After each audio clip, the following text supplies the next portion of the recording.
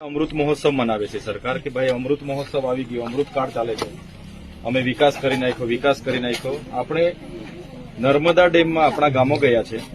અહીંયા વિશ્વની સૌથી ઊંચી પ્રતિમા છે અને પ્રતિમાની બાજુના ગામમાં 15 કિલોમીટરના તુરખેડા ગામમાં આવી ઘટના ઘટી એ આપણા માટે શરમથી માથું ઝૂકી જાય.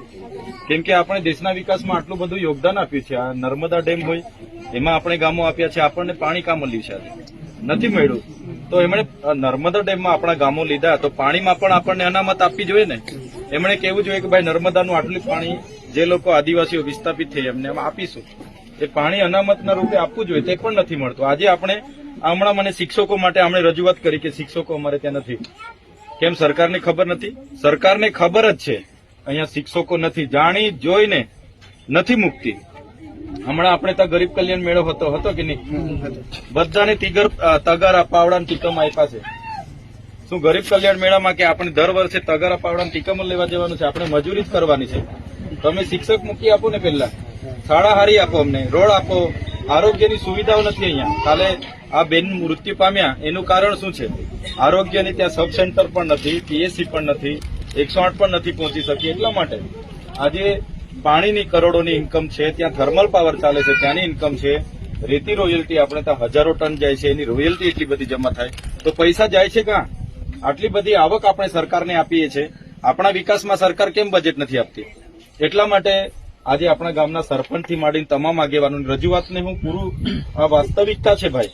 ભલે સરકાર કે અમારું ગુજરાત મોડલ મહિલા સશક્તિકરણની મોટા મોટા તાઇફાઓની ભાંગા ફૂકે છે, પણ વરવી વાસ્તવિકતા તો આપણા ગામડાઓ વાળાને ખબર છે શું હાલ થાય છે. આજે છોકરાઓ મહેનત મજૂરી કરીને એના મમ્મી પપ્પાએ ભણાવી દીધા, પણ હવે નોકરી નથી. શું કરવાનું? બીએ બીએડ કરીને પાછું ખેતરે જ દાંતરડી લઈને જવાનું છે. એટલા માટે કેમ છું હવે આપણે બધા એકતા બનાવવી પડશે, સામાજિક એકતા. આપણે બધા શું છે આજે પણ પાર્ટીઓમાં રમ્યા કરીએ, પાર્ટી મારી આ પાર્ટી મારી આ પાર્ટી. ઘણા થોડા વડીલો છે, ધર્મ સંપ્રદાય મારો આ ગુરુ, એ લડાઈઓમાંથી જ આપણે ઉપર નથી આવતા. હા, બધું જ બરાબર છે. પાર્ટીઓ જયારે ચૂંટણી આવે ત્યારે લડી લઈશું, પણ સામાજિક રીતે એકતા જોઈએ ભાઈ. નહીં તો આપણે છૂટા છવાય એકલ દકલ 25-50 લડવા જહો, સરકારને તો ખબર છે પોલીસનો ઉપયોગ કરીને તમને ને અમને બધાને ગોળવી કાઢશે. સીન સપાટા કરે, લાઠી કરે, આ કરે, એટલે જેલનું બીવડાવ્યા પછી.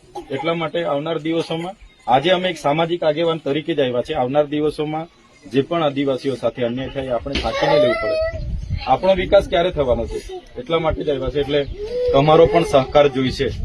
જયારે પણ આપણે સરકાર સામે આપણે અનામતની વાત મૂકવાની હોય, આપણે શિક્ષણની વાત મૂકવાની હોય, રોજગારીની, રોડ રસ્તાની, આરોગ્યની કે સિંચાઈના પાણીની, પીવાના પાણીની, તો સરકાર સામે ઉતરવું પડશે. આજે આ કરોડો રૂપિયાની પાઇપલાઇનો આવી છે પાણી પુરવઠાની, પાણી મળ્યું છે હજી કોઈને? ઘરે નળો બધા નળ બેહાડી ગયા, બધું ખોદી ગયા, રોડની આજુબાજુ છોકરાઓ લાત મારે તોડી નાખે એટલા એવા બેહાડી ગયા. કઈ ફાયદો થયો?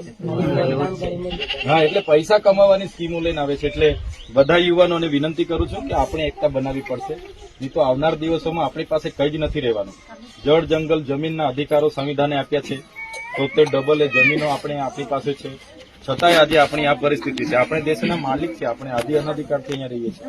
આપણે કઈ બહારથી નથી આવ્યા, તો આપણો પહેલો અધિકાર બને છે, છતાં અન્ય થાય છે. એટલે વધારે વિશેષ નથી કહેતો, પણ આપણે બધા એકતા રાખવી પડશે. બરાબર છે? એટલે જયારે પણ તમારા સહકારની જરૂર હશે, સાથ સહકાર તમે બધા આપજો.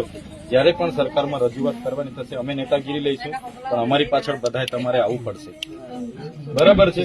અમે તમને એવું નહીં કહીએ કે ભાઈ ચાલો આ પાર્ટી તે પાર્ટી. જયારે ચૂંટણી આવશે આપણે બધા વિચારીશું કોણ આપણું સારું બોલે છે, એ ઉભા રહેશે, લડશે. આદિવાસી જ ચૂંટાશે ને, અહીંયા તો રિઝર્વ બેઠકો છે. એટલા માટે જે માણસ આપણી સાથે રહી બોલે એને આપણે લાવીશું, એમાં કોઈ બેમત નથી.